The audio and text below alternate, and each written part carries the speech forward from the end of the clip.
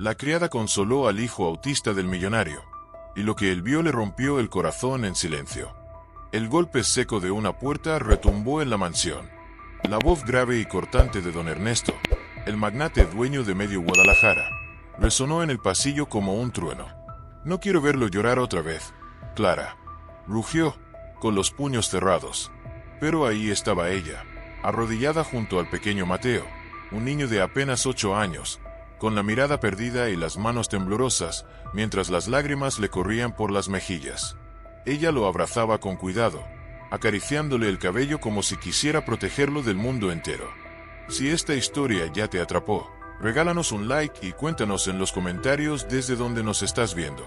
Queremos saber hasta dónde llegan estas historias. El eco de aquel abrazo se quedó flotando en el aire, y lo que don Ernesto vio desde el marco de la puerta le rompió el corazón en silencio. No era solo el gesto de una empleada consolando al hijo de su jefe, era algo mucho más profundo. «Mateo», susurró Clara, «nadie puede apagarte. Tú eres luz, mi niño». Él no contestó, pero sus pequeños dedos buscaron los de ella como si fueran un salvavidas. En ese instante, Ernesto sintió un pinchazo en el pecho. Era un dolor que no tenía que ver con orgullo herido ni con autoridad cuestionada, sino con algo que no se atrevía a nombrar. ¿Alguna vez viste una injusticia como esta?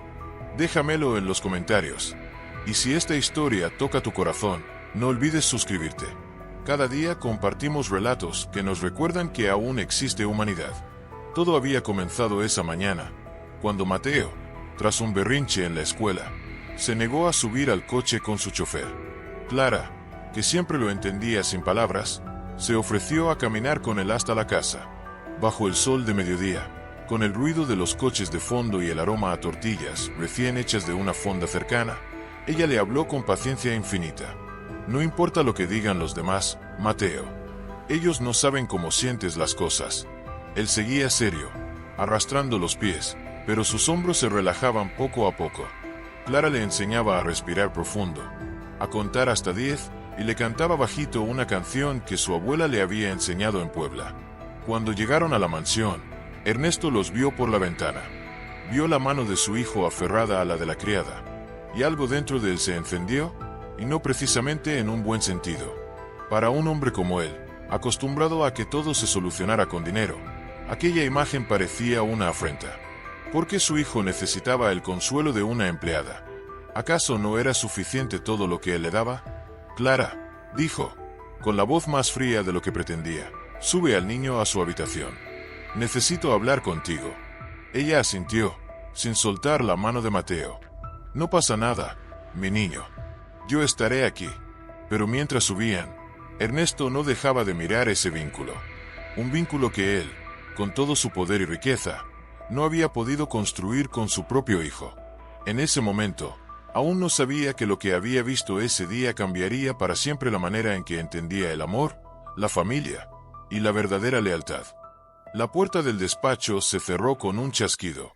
Ernesto caminó de un lado a otro, como un león enjaulado, mientras Clara permanecía de pie, con las manos entrelazadas al frente. «Explícame qué fue lo que pasó en la escuela», dijo él, clavándole una mirada que pretendía ser firme, pero que en el fondo estaba cargada de una confusión que no quería mostrar. «Lo mismo de siempre, señor», respondió Clara, con voz suave. Un niño se burló de Mateo porque no le contestó, y el maestro lo hizo sentir como si fuera su culpa. Ernesto apretó la mandíbula. No era la primera vez que escuchaba algo así, pero siempre había preferido resolver con cheques y llamadas de influencia. Sin embargo, había algo en la manera en que Clara lo relataba, en el temblor apenas perceptible de su voz, que lo incomodaba. «Yo pago la mejor escuela de la ciudad. No puedo permitir que lo traten como...». Se detuvo, buscando las palabras. Como un niño diferente, lo interrumpió Clara. Un silencio denso llenó la habitación. Ernesto frunció el ceño. «Mi hijo no es un problema, Clara». «Claro que no lo es», dijo ella, dando un paso hacia él. «Pero usted lo está criando para que se sienta así». Esa frase lo atravesó como un cuchillo. Mateo, ajeno a la conversación, estaba en su cuarto, sentado junto a la ventana. Jugaba con una hilera de carritos, ordenándolos meticulosamente por colores y tamaños. Desde abajo, podía escucharse el murmullo grave de su padre y la voz serena de Clara, como dos mundos que nunca lograban encontrarse. Ernesto pensaba en lo que había visto minutos antes, el abrazo, las lágrimas, esa sensación de que Clara podía entrar en el mundo de su hijo mientras él quedaba siempre afuera. La criada había llegado 2 años atrás, recomendada por una amiga de la familia. Viuda, sin hijos, con una historia marcada por la pobreza, había aceptado el trabajo como si fuera la oportunidad de su vida. Pero lo que nadie esperaba era que Mateo, que apenas toleraba el contacto físico, le ofreciera la mano desde el primer día. Esa cercanía empezó a irritar a Ernesto. No porque desconfiara de Clara, sino porque le recordaba, a diario, lo distante que él mismo estaba de su propio hijo. Señor, continuó Clara, Mateo no necesita otro juguete caro, ni otra clase privada. Necesita que alguien lo mire a los ojos y le diga que está bien ser como es. Las palabras golpearon contra las paredes del despacho. Ernesto quiso contestar, pero algo se atascó en su garganta. En vez de eso, se volvió hacia la ventana. Afuera, el jardín impecable de la mansión se bañaba con la luz dorada del atardecer. En ese momento, un rugido de motores rompió el silencio. Varios motociclistas pasaban frente a la reja de la casa, riendo y gritando insultos. Uno de ellos arrojó una lata vacía al portón, haciendo que el metal resonara. Mateo, desde su ventana, se encogió. Clara, instintivamente, se giró hacia el ruido. Ernesto salió al pasillo. El sonido de las motos se fue alejando, pero dejó una tensión nueva en el aire. No era la primera vez que esos hombres rondaban la zona, y no le gustaba ni un poco. Voy a encargarme de esto, murmuró, más para sí que para Clara. Lo que ninguno de los dos sabía era que esos motociclistas no solo traerían ruido a la calle, también serían el catalizador de un giro que cambiaría todo. La noche cayó sobre Guadalajara como un manto pesado. La mansión, iluminada por faroles de jardín y luces cálidas en las ventanas, parecía un refugio, pero Ernesto no sentía paz. Desde el ventanal de su despacho, veía la calle vacía y oía, en su memoria, el eco de aquellas risas burlonas. Mateo estaba en su habitación, mirando un libro de ilustraciones de trenes. Clara se asomaba a la puerta cada pocos minutos, como si vigilara un tesoro. El niño, que rara vez iniciaba una conversación, le preguntó con voz baja. ¿Volverán? No, mi cielo, respondió ella, aunque no estaba segura. Ernesto escuchó esa pregunta desde el pasillo y sintió un nudo en el estómago. Recordó el miedo en los ojos de su hijo. Un miedo que, tal vez, no se debía solo a los motociclistas, sino a todo lo que el mundo parecía exigirle. El sonido de un motor lejano rompió sus pensamientos. Esta vez, era uno solo, pero se detuvo frente a la reja. Ernesto vio una silueta encapuchada, montada en una moto negra. El hombre no hizo nada más que mirar hacia la casa durante unos segundos, y luego arrancó, perdiéndose en la avenida. Esto no es casualidad, murmuró Ernesto. Clara, que había bajado al escuchar el motor, lo miró con preocupación. Cree que es peligroso. Creo que quieren provocarme. Y lo están consiguiendo. Durante la cena, el ambiente fue extraño. Mateo apenas probó la sopa. Clara lo animaba con pequeñas bromas, pero él parecía ausente. Ernesto, entre bocado y bocado, no dejaba de pensar en la imagen de la moto frente a su casa. Esa noche, mientras la ciudad dormía, Ernesto hizo algo que no solía hacer. Caminó hasta la habitación de su hijo. Clara estaba sentada junto a la cama, leyéndole en voz baja. Él se quedó en el marco de la puerta, observando cómo Mateo se relajaba con su presencia. Por un momento, quiso entrar y sentarse al lado de ellos. Decir algo, lo que fuera. Pero el orgullo le ganó. Dio media vuelta y bajó las escaleras. En el vestíbulo, marcó un número que no usaba desde hacía años. La voz al otro lado contestó rápido. Ernesto, necesito un favor. Un grupo de motociclistas está rondando mi casa. Quiero saber quiénes son, y por qué. Su viejo amigo de la policía prometió investigar. Pero Ernesto no sospechaba que la respuesta lo acercaría peligrosamente a una verdad que llevaba años enterrada. Arriba, Clara se quedó a dormir en el sofá de la habitación de Mateo. Afuera, el viento movía las ramas, y cada crujido parecía un presagio. En algún lugar, no muy lejos, Un motor volvió a encenderse. El amanecer trajo consigo un cielo gris, como si la ciudad presintiera algo. Ernesto no había dormido. Se quedó en la sala, con una taza de café frío entre las manos, esperando la llamada de su contacto. Cuando el teléfono sonó, el silencio de la casa se rompió como un vidrio. Ernesto, dijo la voz grave del otro lado, esos motociclistas no son cualquier pandilla. Están liderados por un tal El Moro. ¿Te suena? El nombre le heló la sangre.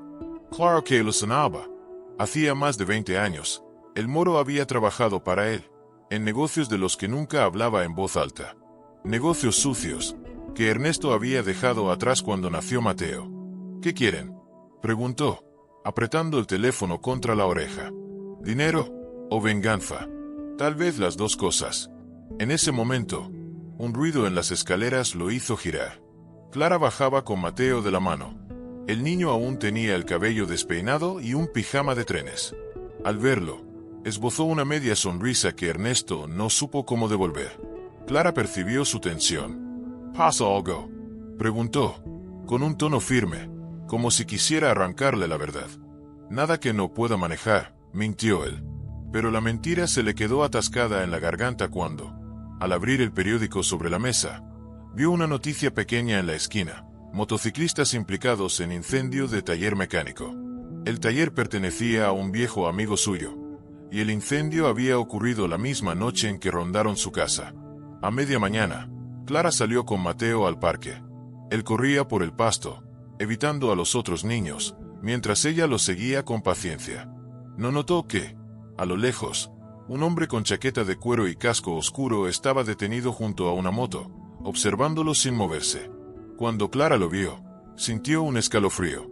No dijo nada a Mateo, pero su instinto le gritaba que aquello no era una simple coincidencia. Tomó al niño de la mano y se alejó rápido. Esa tarde, ya en la mansión, Clara decidió enfrentar a Ernesto. Su hijo está en peligro, dijo, sin rodeos. Yo me encargaré. No es suficiente con decirlo, replicó ella. Necesito saber qué está pasando. Ernesto la miró largo rato. En sus ojos había una mezcla de orgullo y miedo. Hay cosas que es mejor que no sepas, Clara. Pero al pronunciar esas palabras, sintió que el suelo se abría bajo sus pies. Porque una parte de él sabía que ocultar la verdad solo pondría a Mateo en mayor riesgo. Esa noche, mientras Clara arropaba al niño, Ernesto recibió otra llamada. La voz al otro lado no dejaba espacio para dudas. Tienes 48 horas para darnos lo que queremos, o la próxima vez no será solo un susto frente a tu casa. Mateo, desde su cama, sintió que su padre estaba diferente. Y aunque no entendía del todo, algo en su silencio le resultaba tan pesado como el rugido lejano de un motor. El día siguiente amaneció más caluroso que de costumbre, pero en la mansión el frío se sentía en los huesos. Ernesto decidió no enviar a Mateo a la escuela. Clara no preguntó por qué. La tensión en su mirada era suficiente para entender que ella también presentía que algo se avecinaba. A las 11 de la mañana, el rugido de varios motores llenó la calle. No eran 2 ni 3, eran al menos 6 motociclistas. Se detuvieron justo frente a la reja, acelerando de forma provocadora. Ernesto salió al porche. «Lárguense de aquí», gritó, su voz retumbando contra los muros. Uno de ellos, con una chaqueta roja y un casco que ocultaba su rostro, se adelantó. «No hemos venido a hablar», dijo, y arrojó un sobre por encima de la reja.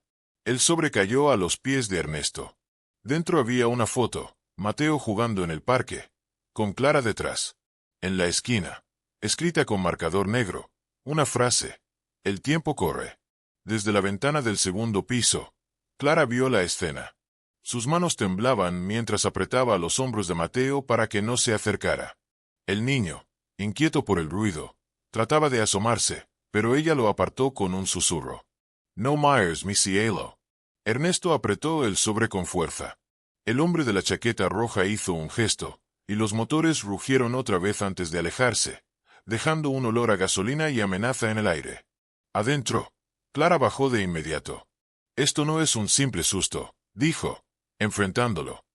«Van detrás de Mateo». «Van detrás de mí», corrigió Ernesto, con un tono que revelaba más de lo que quería. Fue entonces cuando Clara lo obligó a hablar. Y él, con un suspiro, empezó a contarle lo que jamás había confesado.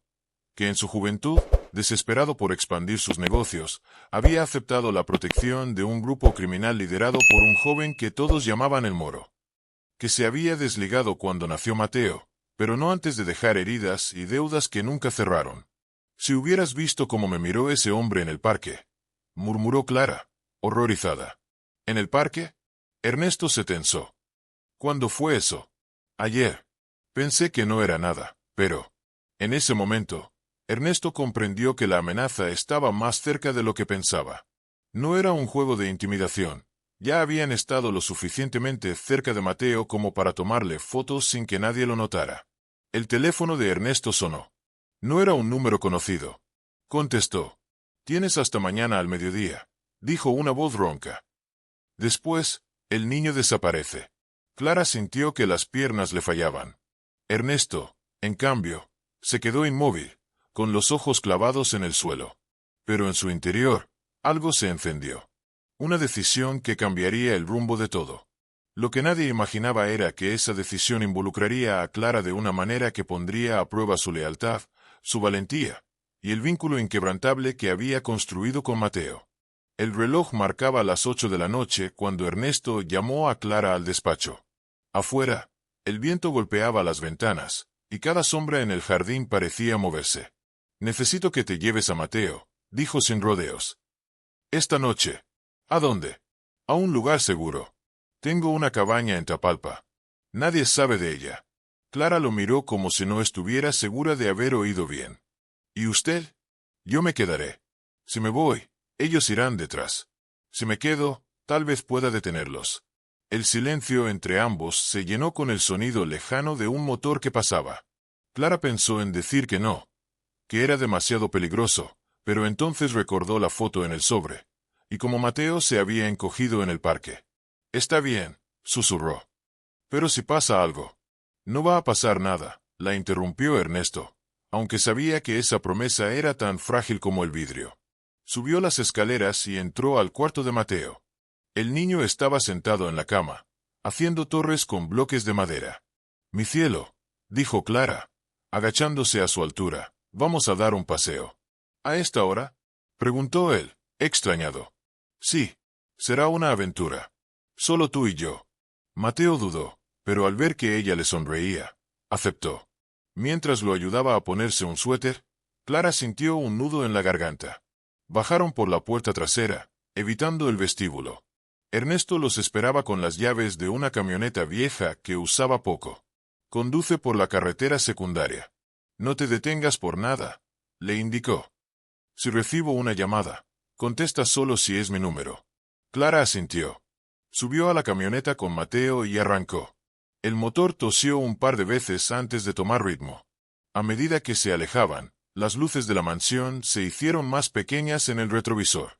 Pero a los 10 minutos, Clara vio algo que le heló la sangre. 2 faros de moto aparecieron a lo lejos, acercándose rápido. No podía saber si eran ellos, pero en su estómago, ya lo sabía. «¿Podemos parar?», preguntó Mateo desde el asiento trasero. «Se me cayó un bloque». «No, mi amor». «Luego lo buscamos», dijo, con una firmeza que intentaba disimular su miedo. Apretó el volante y aceleró. Las motos se acercaban, y uno de los faros titilaba como un ojo que no quería perderlos de vista. Clara giró en un desvío de tierra, esperando que el polvo ocultara su rastro. El camino era estrecho y lleno de baches. La camioneta saltaba, Mateo se aferraba al cinturón, y Clara solo pensaba en una cosa: llegar a la cabaña antes de que ellos llegaran a ella. Lo que no sabía era que, en ese mismo instante, Ernesto estaba frente a El Moro, en una bodega abandonada, dispuesto a pagar, pero a un precio que no se medía en dinero. La bodega estaba húmeda, con olor a metal oxidado y gasolina. El Moro estaba sentado en una silla, las botas sobre una mesa vieja, fumando como si tuviera todo el tiempo del mundo. La luz de una lámpara colgante oscilaba, proyectando sombras largas en las paredes. «Ernesto Ramírez», dijo con una sonrisa torcida. «Pensé que te habías olvidado de nosotros». Ernesto no contestó. Arrojó un maletín sobre la mesa. El Moro lo abrió. Dentro, fajos de billetes perfectamente acomodados. No vine a negociar, dijo Ernesto. Ahí tienes más de lo que vales. ¿Más de lo que valgo? El moro soltó una carcajada grave. No entiendes. Esto no se trata de dinero. Ernesto sintió un escalofrío. Entonces, ¿qué quieres? Quiero que devuelvas lo que me robaste hace 20 años. Ernesto lo miró, confundido. El moro se inclinó hacia adelante. ¿Recuerdas el incendio en el taller de la calle Juárez? Dijiste que era para asustar a un competidor. Pero ahí murió alguien. Mi hermano. La sangre se le fue al rostro. Ernesto no había sabido, o no había querido saber, que aquella noche alguien había muerto. Yo nunca. No me mientas, interrumpió el moro, golpeando la mesa. Tu firma estaba en todo. Tu ambición lo mató. Por un instante, Ernesto no pudo respirar. Y por eso amenazas a mi hijo. Él no tiene nada que ver. Exacto, dijo el moro, encendiendo otro cigarro. No tiene nada que ver, igual que mi hermano. Un silencio pesado se instaló entre ambos. El moro se levantó y dio un paso hacia él. Tienes dos opciones, confesar públicamente lo que hiciste, o ver cómo tu hijo se convierte en un recuerdo doloroso. Ernesto sintió que el mundo se le venía encima. No era solo una cuestión de proteger a Mateo. Confesar significaba destruir su reputación, perderlo todo, manchar el apellido que tanto había defendido. Decide, Ernesto. Antes de que amanezca. En ese momento, su teléfono vibró. Era Clara. Contestó con el corazón acelerado. ¿Dónde están? Preguntó él. No puedo hablar mucho. Creo que nos siguen. El moro sonrió, como si disfrutara de cada segundo de tensión. Parece que el reloj corre más rápido de lo que piensas. La voz de Clara por el teléfono era apenas un susurro, pero cargada de miedo. Están detrás. No sé si llegaré a tiempo. Ernesto apretó el aparato contra la oreja. Escúchame, Clara, no pares por nada. Sigue hasta la cabaña. ¿Me oyes? La carretera está oscura, dijo ella, y se escuchó un golpe seco, como si la camioneta hubiera pasado por una piedra grande. Mateo está asustado. Antes de que Ernesto pudiera contestar, la llamada se cortó. El silencio que quedó en su oído fue más aterrador que cualquier amenaza. El moro lo miraba, disfrutando del espectáculo. Bueno, parece que el tiempo de pensar se acabó. Ernesto sintió que el corazón le golpeaba en las costillas. Si le pasa algo a mi hijo, entonces ya sabes lo que tienes que hacer, dijo el moro, con una calma cruel. La prensa, la verdad, tu caída. Todo en bandeja de plata. Mientras tanto, en la carretera de Tapalpa, Clara apretaba el volante con las manos sudorosas. Los faros de dos motos iluminaban el retrovisor, acercándose como depredadores. Mateo, en el asiento trasero, se tapaba los oídos para no escuchar el rugido de los motores. Clara, dijo con voz quebrada, no quiero que se acerquen. No lo harán, mi amor. Te lo prometo. Uno de los motociclistas aceleró y se puso a su lado. Golpeó la ventanilla con el puño, haciendo que Clara girara bruscamente para esquivarlo. La camioneta derrapó por un instante, levantando una nube de polvo. Clara buscó en la guantera y encontró algo que jamás pensó usar, un teléfono viejo que Ernesto le había dado por si acaso.